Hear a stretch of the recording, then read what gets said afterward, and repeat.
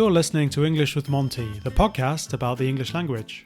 Talking about linking words addition, contrast, and purpose.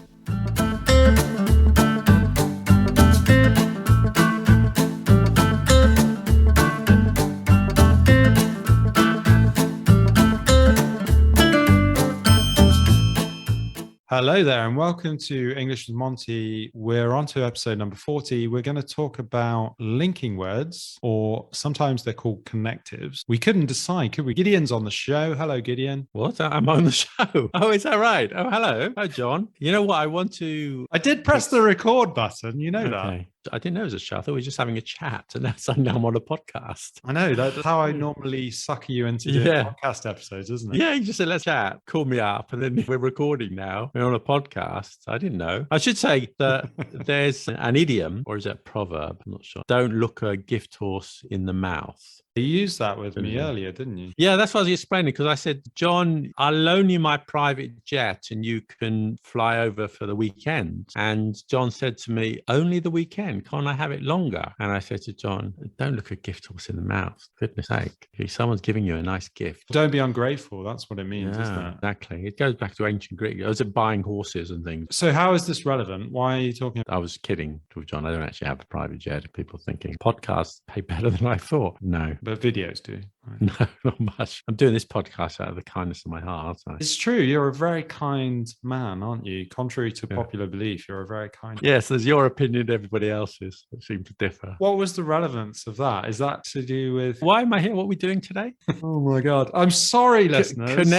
Connect 4. Connect 4. We're doing a game of Connect 4. Okay. And we're recording the game. That's exactly what we're doing. You're doing linking. I'm focusing now. You're focusing. If there was video, you can have to visualize me focusing now. You could visualize the fact that Gideon hasn't shaved for 4 days. That's true. And we're going to do linking words. And I was thinking, oh, what does he mean by that? So maybe you're going to now throw in some examples. I am. I'm going to think about different packages of linking words. So you've got the idea of addition of ideas, which would be things like besides, further, moreover, in addition. So that creates additional ideas. You have things for continuing, but then you get more formal than that. Furthermore, another thing. And then you have ones of contrast. You say one thing, and then you say something with contrast, and the classic is but. You can also say, however, nevertheless. Those show contrast. You call it an addition of ideas. Okay, if you start with and. We're assuming people know the word and. Sorry to interrupt you, John, but I noticed this one on your list you've got here. Besides, and the reason why that's interesting is because we found this too, that students get mixed up between besides and beside.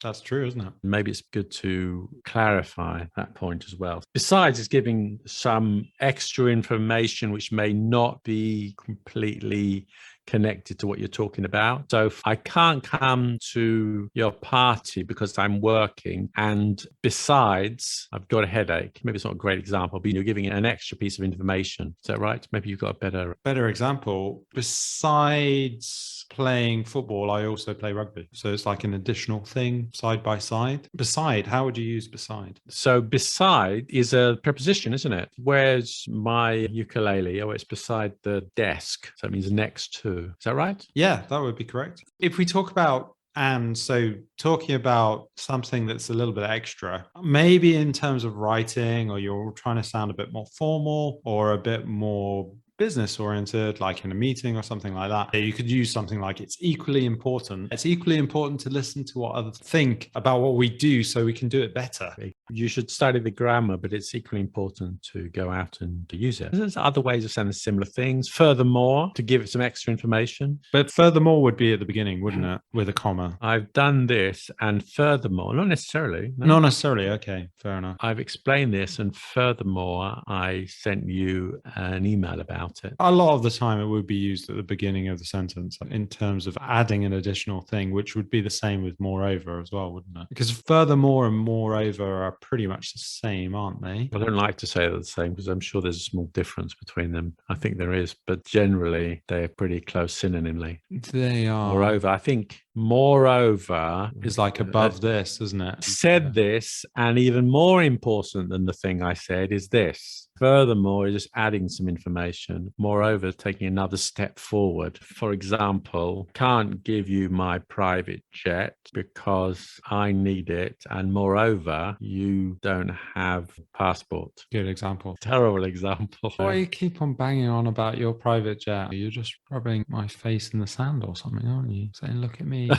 The truth be told, I have a scooter, and it's not one of those motor scooters. It's one you push with your feet. Well, that's what I have. That's instead of going to the gym, though, isn't it? It's true. I do use it for the exercise as well. That's a fair point. But I'm just making the point that I don't have a private jet. I have a push scooter. Not yet. Not yet, yeah. Let's move on to contrast. In addition to the that's not contrast, scooter. In addition to the scooter, yeah. I was going to say I do have a bicycle, but I don't have a bicycle, but just for the sake of the example. You do. In addition to a scooter, I also have a bicycle and some rollerblades. Or if you're going the other way, so maybe in contrast. In contrast now, are we? Let's move on to that, shall we? Because I think we've done the additional things, words to add, more or less. And whereas, so I've been coming across this quite a lot with my students. A lot of students will say while instead of whereas. I think that's okay. Is it? Can we use while? I think while has two meanings. Okay. Doesn't it? While you can use when two things are happening in parallel. So while I was cooking, I was listening to Jon's podcast. Okay, so you use parallels. But while can also be used like whereas, can't it? So while you're French, while I'm English. Okay, you're French, John. So you can use it like that, can't you? Can you? I wasn't sure you could. I thought you had to use whereas in this context. Sometimes for clarity, whereas is better because while has more than one meaning. But yes, you can. I'm a teacher while you're, I don't know, a jockey. See, I would use whereas in that context. But if you say it's correct, then I'll... Why don't you just check the dictionary, John? All right. I don't know. I'm just check because I'm not saying I'm right. I'm just saying let's check it. You check it because it's you that thinks it's right. And then if you're wrong... One person wants out while the other wants the relationship to continue. Ah, so that is correct. Was it dictionary.com or something? So you are right. In terms of comparison, so Gideon has a scooter and a bike, whereas, or by comparison, or in contrast, or while, apparently, or on the other hand. Could we use on the other hand? No, maybe not. Not exactly the same meaning. It's not, is it? But so dictionary.com says that while and whereas are okay to use in the same kind of context. That's what you said. My example was you have a scooter and a bike, whereas I have a private jet and a rocket ship. Maybe that should be Elon Musk. It shouldn't really be me because that's not very realistic. There we go. That's your opinion. Anything else you wanted to add about that one? So we're looking at contrasts. Yeah. Meanwhile could be another one in comparison to. If you're looking at contrast, there are several. There's however as well. However, yeah, that's true. We've spoken about however, though, haven't we? We've already done one of those. Yeah. However, and what were the other examples you gave? You've got meanwhile, in comparison or compared to. So I would have said in comparison and compared to are pretty easy to use. They're quite self-explanatory, aren't they? Whereas meanwhile is probably a bit more difficult. Meanwhile, that's another thing with two things happening in parallel. Something was happening. They were robbing the bank. Meanwhile, back in Gotham City, the police commissioner was doing his filing. That's not a very good example, is it? It'll have to do. You do this. You contact these people. Meanwhile, I'll contact the other people. Is that better? Not much. Inspired. Not very inspired. Anyway, I think they get the gist, which means people get the general idea. What else were we going to move on to? You seem to have a very clear idea of where this was going. No, I think that there was a lot of words to cover. We were looking at words of contrast, and there are many of them. You could say in spite of or despite to show a contrast. You say one thing and then you say something that contradicts it. So in spite of the rain, I'm going to go for a walk. Despite the rain, I'm going to go for a walk. I'm going to go for a walk despite the rain. You can put it either way, can't you? I was teaching this to a student this afternoon, and despite and in spite of are slightly different, aren't they? If I think about it, they have the same kind of meaning. That's a very interesting point, because I had an argument with somebody, and a fellow English teacher, who insisted that they were different. And I said, no, it's the same. And I said, prove it. And wasn't able to prove it. So I say to you the same thing. Maybe they're different. I'm not saying they're the same, but I can't think of how any case where you can use one, not the other, or where the meaning is different. But show it to me. be. I don't think the meaning is different, but I think the emphasis is different. If I said to you, in spite of the fact that it's raining, I went out for a walk, and despite it raining, I went out for a walk. But despite the fact, the rain. Yeah, but I think you're using really different things. But my argument would be if you said in spite of, maybe I didn't voice that In very spite well. of the rain, I went out. Despite the rain, I went out. Yeah, exactly. In spite of the rain, I would argue there's more focus on the noun if you say in spite of. So it emphasizes the noun a little bit more, whereas despite doesn't emphasize the noun in the same way. So they do have the same meaning. It's just there's more emphasis with it in spite of. John, you could be right. I don't see it clearly. Maybe you're right. That's how I see it in my head. Anyway. In your head. But you could be right. I'm not necessarily disagreeing with it, but I can't visualize it. Nevertheless, you may be right. Monty is based in London, and we offer individual lessons and conversation group classes in the centre by Tottenham Court Road. Come and join us. You can access the times and place to meet through Meetup at the following web address. So that's meetup.com/Monty-English-conversation. See you there.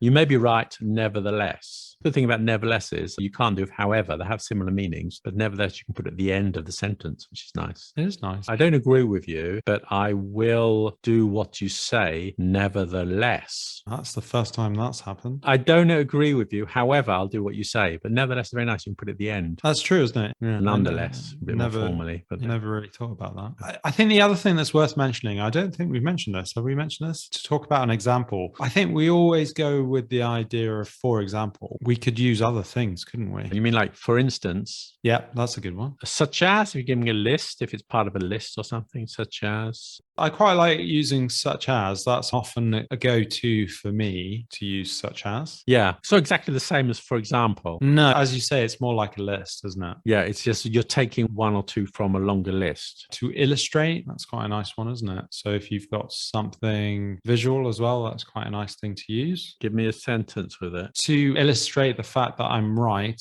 I have put the example on my whiteboard. Okay, fair enough. To be specific would be another good one, or just as important, albeit. I like that one. It's quite useful. It is quite useful. I teach it because a lot of students don't know it, but they should because it's pretty useful, albeit. How would you use albeit? Albeit, it's followed by an adverb or an adverbial phrase. So there's no verb afterwards. You do it afterwards, not followed by a verb. So, for example, he did a lot of work, albeit badly. Trying to think of an example. I go out of the house, albeit only in the mornings. That's a good one. Good one, yeah. I lent John my private jet, albeit only for the weekend. And can I give you one more? Do you want to give one more to finish? Because I think this is really useful. And it's another one that like native speakers use all the time. And that's using though, but you can use though at the end of the sentence, can't you? You have two ways to use though or although. Oh, I'm very rich. I don't have a private jet. I don't have a private jet, although I'm very rich. But you can also use it though at the end of a sentence, not although, but though. She's very rich. He doesn't have a private jet though. So you say something, you show the contrast, and then you say though. Paris is a beautiful city. It's a bit expensive though. So say something, you say contrast, and then you say though. It's an expensive city. A bit expensive though. Usually the though has like a rising tone. That's true, isn't it? It kind of emphasizes it. I've decided to send you a link. This is a link. We're going to do a quick test on contrast and purpose. We'll take it in turns like we do quite frequently. So I'm going to go first, I think, in this case. We've got a bit of a drop down. You've got either despite being rich, he is rather unhappy. Although being rich, he is rather unhappy. In spite being rich, he is rather unhappy. Which one would that be? I would say despite. You've got the option in spite. No, you in spite of would work. And although you need a verb after it, although he is rich. He needs a rich, subject. No, that's just wrong. It's just wrong. Despite, I'd say despite. Am I right? That would be correct. Yes, despite being rich, because in spite on its own, it needs an of, doesn't it? So that would be wrong because there's no of. Do you have any sound effects? Like when you get it correct, go ding or something like that. And when you get it wrong, goes or something like that. All of them are going to be right, aren't they? Let's see. In theory. Don't be so sure. Let's see. Okay, next one. Me? Yeah, you got to ask Again. me. Oh, I see. I know it's good and affordable, although I don't like it, but I don't like it. However, I don't like it. Ooh, I know it's good and affordable, Although I don't like it. Is that correct? I don't How do I know. check it? This is a weird one, isn't it? We normally use however after full stop. Oh, okay, because of the punctuation, however is correct, because there's a full stop. But spoken English, this is a bit confusing to the listener there, because but would be perfectly okay, wouldn't it? It would, However, I guess. comma, Yeah. because it's full stop. However, comma, I don't like it, but I didn't say that. Fair enough. I think, but often we're taught not to use that at the beginning of a sentence, aren't we? Yeah, and that's dubious, that advice. So this one is, however, I don't like it, but there is probably variations on that. Don't think they're always hard and fast rules. So it is better to do it slowly, so not to make a mistake, in order to not make a mistake, in order not to make a mistake. In order not to. In order to not make a mistake, I think a lot of people would say that. I think they're complaining about splitting an infinitive or something. Is that why you can't say that? I think so. A lot of people, as you said, would say it, wouldn't they? But I suppose in theory, you shouldn't. You have to put not before the to, don't you, in theory? In order to not make a mistake. In order to better understand the situation, usually split infinitives are okay, isn't it? Yeah. In order to, that's okay. Yeah, it's not I'm too not bad, sure is it? I'm not sure. I'll write to them. Good idea. Next one. Okay, so it starts with blanks, which could be however, he got up late, he arrived in time for the interview. Despite he got up late, he arrived in time for the interview. Although he got up late, he arrived in time for the interview. Although he got up late, he arrived in time for the interview. So you got the subject and the verb, haven't you, after although? That's correct. Although he did, although he got, although she said. I think the next one is a really important one. So I'm studying English for having more job opportunities, to have more job opportunities, or for have more job opportunities. I think this is a common mistake. It is, especially sort of lower level English. Yes, it's to have. It's called the infinitive of purpose. When you give an infinitive to explain something, to have a reason for something, isn't it? That's correct. I picked up the phone to speak to you. Why are you studying English? If you're giving an answer to why, use infinitive. Why are you studying English? I'm studying English to have more job opportunities. Yeah, definitely. That's a frequent mistake, particularly in Italy. A lot of the time they would say for have. That a lot, yeah. Direct translation, yeah. Exactly. We'd always say to have. You don't put for before a verb. Usually that gets corrected by lower intermediate level, don't they? People tend to realize that at some point that it's got to be to. That's true. Getting to intermediate level, that mistake's been erased, hasn't it? It's interesting of mistakes. Some mistakes you hear right from beginners to advanced, and other mistakes, they're like exclusively lower level. I think is one of them. People just hear it often enough and they get to recognize it should be infinitive. Do you agree with that? I do agree with that. I think that's correct. Okay. It gets ironed out after a bit of a while, a bit of a higher level. We bought more t-shirts for everyone could have one, so as everyone could have one, so that everyone could have one. So we bought more t-shirts so that everyone could have one. That explains why. In order to Something would be quite similar, wouldn't it? Although they are good friends, they argue a lot. Despite that they are good friends, they argue a lot. In spite of the fact that they are good friends, they argue a lot. In spite of the fact, because if you put in spite of, you can put the verb immediately after it, in spite of being good friends. But if you don't, it gets complicated. And then you need the fact. If it's not a verb, you need to put something like the fact, don't you? And then you put that or something. In spite of the fact that it is raining. So before that, you need the fact. Am I making sense? Yeah, I would say so. I think that's the right. fact. That sounds good. Next one. She noted it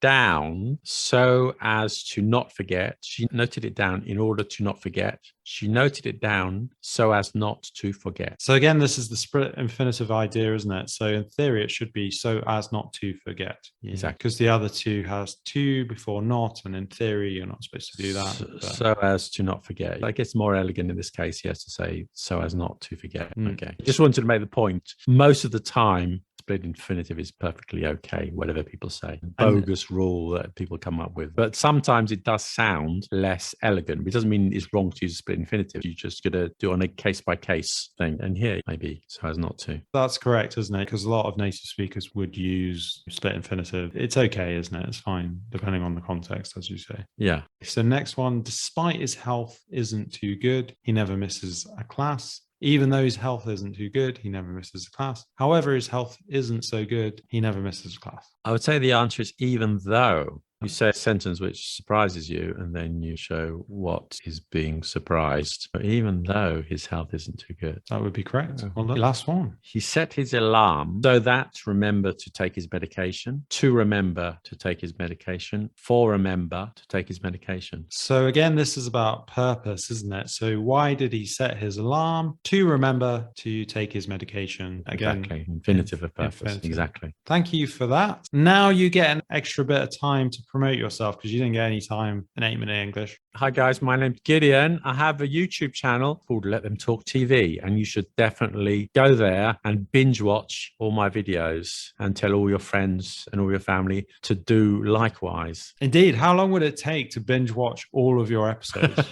We got about 200 videos, so you make it them 5 years. But worth the time and effort. So after 5 years, you're guaranteeing that people will speak perfect English? I didn't say that. I don't speak perfect English, John. You know that.